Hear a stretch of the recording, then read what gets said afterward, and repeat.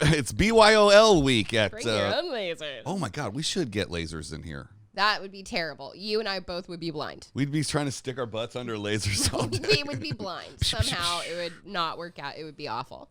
Stick around tomorrow for the laser edition of Misty and Ike Ruin the Internet. We are not having lasers. There'll be thousands and thousands of lasers. There will be no lasers at all. For the rest of the week, there'll be millions of lasers right here on Misty and Ike Ruin the Internet. There will be less than 0 lasers here on Misty and Ike Ruin the Internet.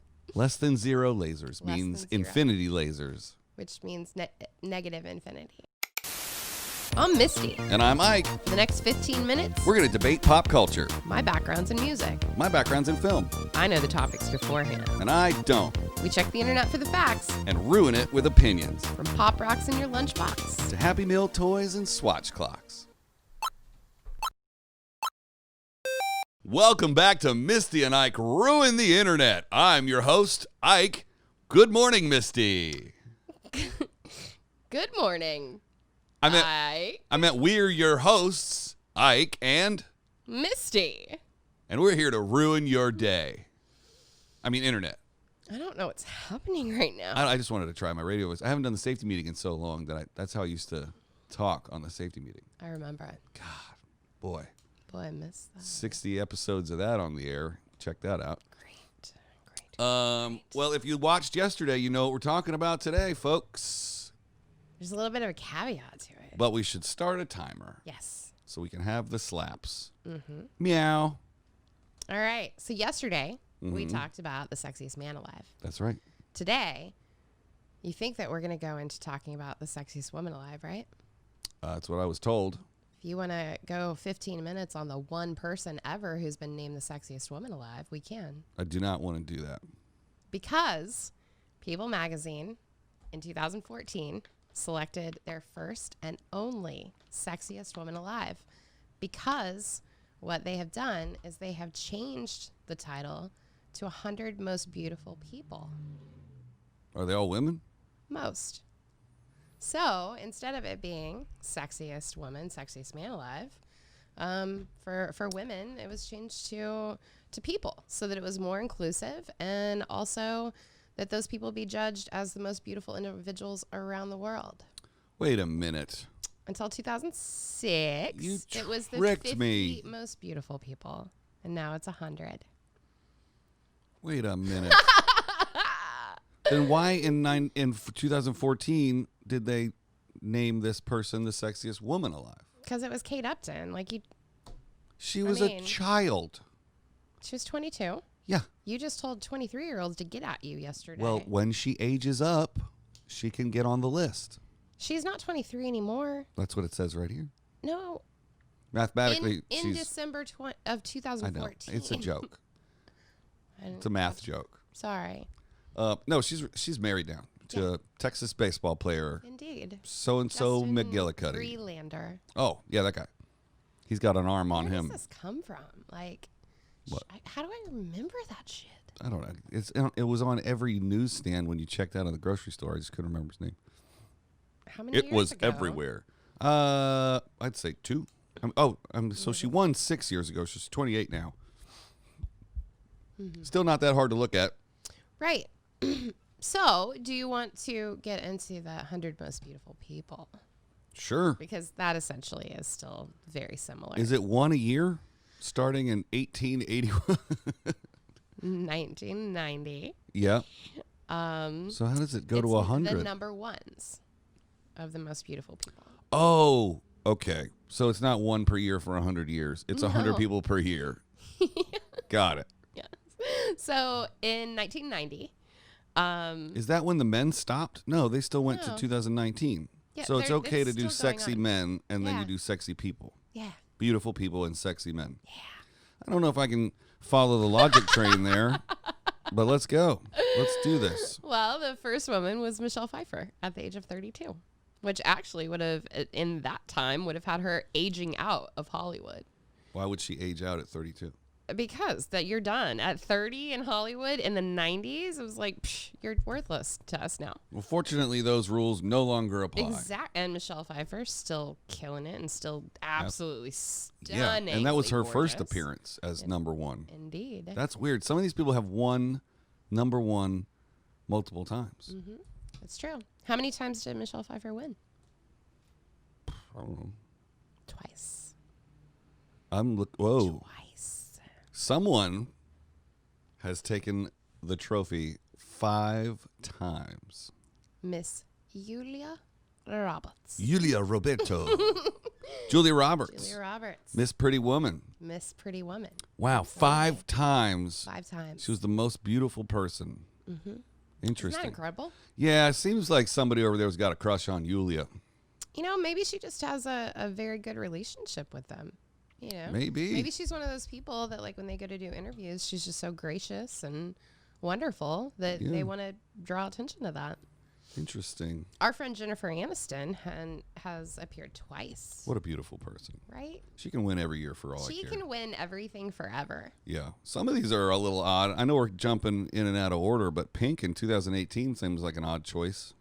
Like 2 years ago. Well, Pink had actually then come off of, I want to say, a couple years of a record cycle and was breaking attendance records for her shows worldwide. Really? She did more shows than any other artist in Australia with higher numbers.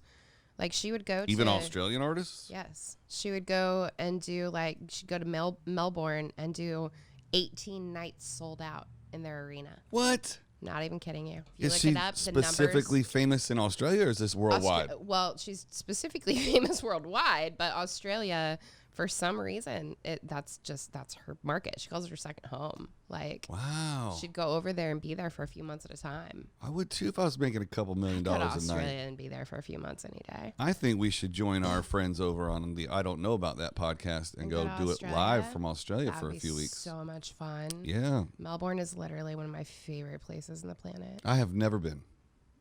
You know what? I had an exchange with my good friend there in Melbourne, Charney, the other day. She said that I am welcome to come in asylum there. I've had an offer from one of our audio listeners that's from Australia, Jessica, shout out, to be my tour guide in Australia. Well, let's go. What are we waiting on? I might have to take her up on it. And thanks for listening, Jess. We appreciate it. Oh, yeah. Back to the list. Yes, back to Pink.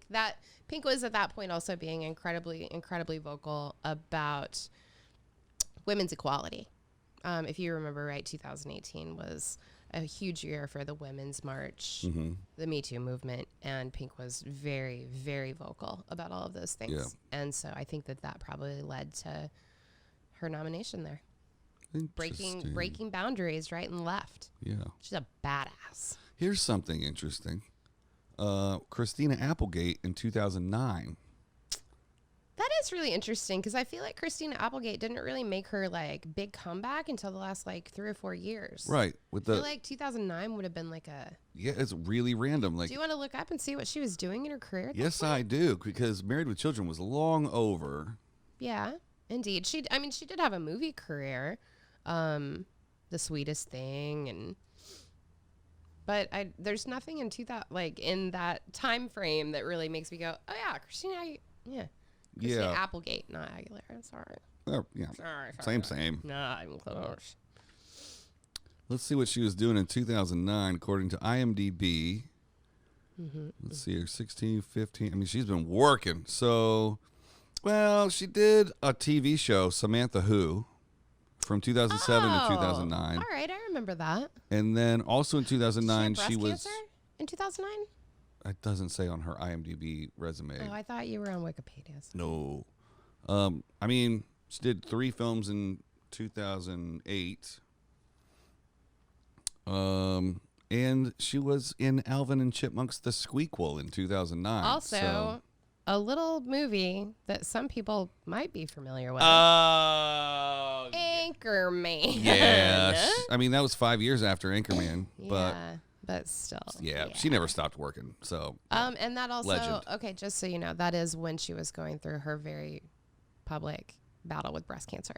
So that probably, she made some public announcements and I believe she had a double mastectomy. Oh. And so that probably also leads into that being...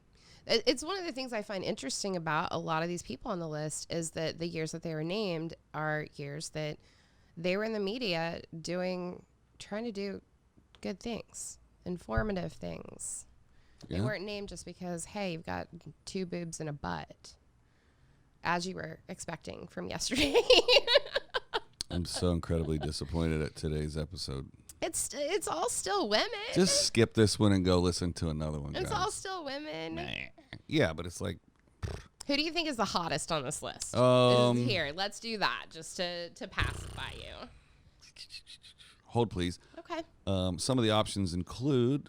I know you hate it when I read lists, but Michelle Pfeiffer, Jodie Foster, Cindy Crawford, Meg Ryan, Courtney Cox, Mel Gibson. Yeah, he's my favorite. While I'm thinking about who the hottest is, let's find out who Henry Nassif is. He won in 1998 at the age of 36. He was an American entertainer on the Howard Stern show. What? He was Hank the Angry Drunken Dwarf. What? He's the most beautiful person in the world in 1998? I think maybe if you were to do a little research, you would understand on that one. Okay. Sounds like he died that year. No, he died in 2001. So, Was that year? I wasn't looking at the year. I don't know. It just seems a little odd. He went through a lot of health struggles. Like, there's a reason. I mean... Are you going to hold it back or you want to tell everybody? Well, he was a dwarf, first of all. Yeah. Which, I mean, automatically lends itself to a lot of health problems over the course of your life. And he was also angry and drunken. He was indeed that. Is this the right Henry Nassif? Yes. Really? Yes. Okay. It is. Is it odd that I'm confused right now? I think that you're just looking at it differently. You're looking at physical beauty. Mm-hmm. And a lot of these people were not nominated because of their physical beauty. They were nominated because of things that they were doing that were beautiful.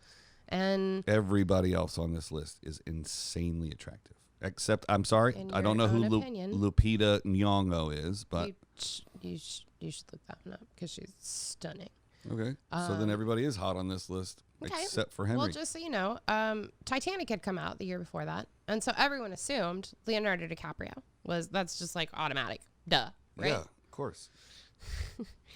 The magazine allowed readers to submit writing candidates. The suggestion to vote for Hank the Angry Drunken Dwarf started on a Stern fan website and was discussed on message boards.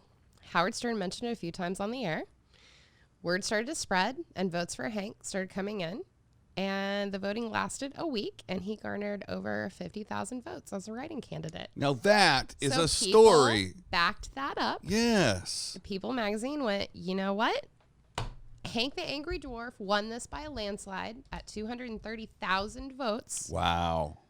Leonardo DiCaprio's final tally was 14,000.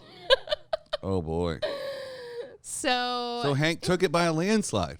Hank took it by a landslide. And I mean, to be fair, we will say the editor of People magazine was not thrilled. And he was like, frankly, I think this is kind of stupid, but we will stand by what we said and we will do this. I think the takeaway there is it's really important to vote, folks. I like that. Really important to cast your vote. Indeed. You never know who's going to win in a landslide when you cast your vote. We're not skewing that to one side or the other. Everybody can equally vote from both sides of the aisle. It's very, very true. Excuse me. I'm so sorry. Oh, Tom Cruise in 97. I really do have a frog. Who's your favorite hot hottie on this list? Well, let's see. I would say that probably mine is going to be Sandra Bullock. Okay. Who was named at the age of 50. Is she the oldest person on this list?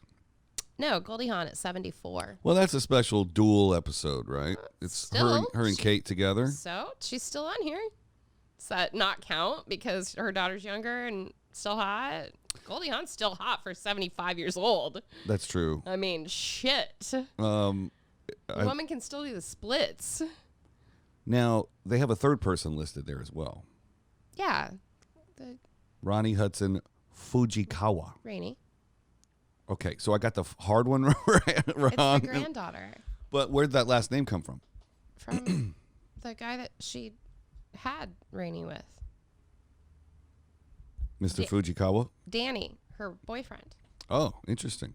Why is that interesting? It takes sperm to make a baby. I understand the physics of how it makes a baby. I just thought she was with somebody else. You thought she was still with Matt Bellamy from Muse. Yes. Matt Bellamy's been married to someone else for like 5 years. Or 8 months, whatever. No, not really. Let's Google it. Okay. Matt. They were dating at the same time I was dating the Brit because he was on tour with Muse for a long time. Well, they weren't married the last time I saw him. You have a very skewed perception of time and space. Well. Is it Ellie Evans? His supermodel wife? Yes. I don't know. Okay. I just know that he's dating or married to a model, and they've had kids, I think. Boom. August 2019. So it was a little over a year ago. Not many years ago. But how many years since he and Kate have been together? That's what I'm talking about. No, I thought you said that he... Frogs! Frogs! I thought you said he's been married to this supermodel for a long time. What I meant was that he and Kate have not been together for a long time, which I assumed that since they were not together, that he went on with his life. I'm sorry if I phrased that incorrectly to you. Well, you would just watch it from now on, okay? Okay, I'm sorry. Anyways, they were named as a trio Yes. of mother, daughter, granddaughter. Yes. Fujikawa. So, The old anyways. Han Hudson Fujikawa trio. Yes. That's a mouthful. Yeah. I'm going to go Catherine Zeta-Jones for my favorite. We had talked about this. You really love Catherine I will, Zeta-Jones. man, I tell you what, when was this? Catherine Zeta-Jones, 2001. Let's just say that I graduated. She's still just as hot now as she was then. Yeah. I, in the 90s, if you listen to Hair Metal Week, you'll know that Pamela Anderson was my favorite. I graduated to brunettes for a very short time period in the early 2000s. Well, she was also in that movie with Sean Connery where they stole the art and she had to do the laser stuff. And then I was like, the butt in the air. And yes. Yeah, we've talked about that. And that's when I was like, brunettes are yay. And then I went back to blondes after that. You know that a blonde can probably stick her butt in the air up around lasers just the same as a brunette, right? I have many lasers at my house. So get at him. Get in his DMs, ladies. It's BYOL week at... Bring your own lasers. Oh, my God. We should get lasers in here. That would be terrible. You and I both would be blind. We'd be trying to stick our butts under lasers all day. We would be blind. Somehow it would not work out. It would be awful. Stick around tomorrow for the laser edition of Misty and Ike Ruin the Internet. We are not having lasers. There'll be thousands and thousands of lasers. There will be no lasers at all. For the rest of the week, there'll be millions of lasers right here on Misty and Ike Ruin the Internet. There will be less than 0 lasers here on Misty and Ike Ruin the Internet. Less than 0 lasers means infinity lasers. Which means negative infinity. Okay. Infinity negative. No one's watching now anyway, so let's just turn it off. Unless the apocalypse has happened. We'll smell you tomorrow.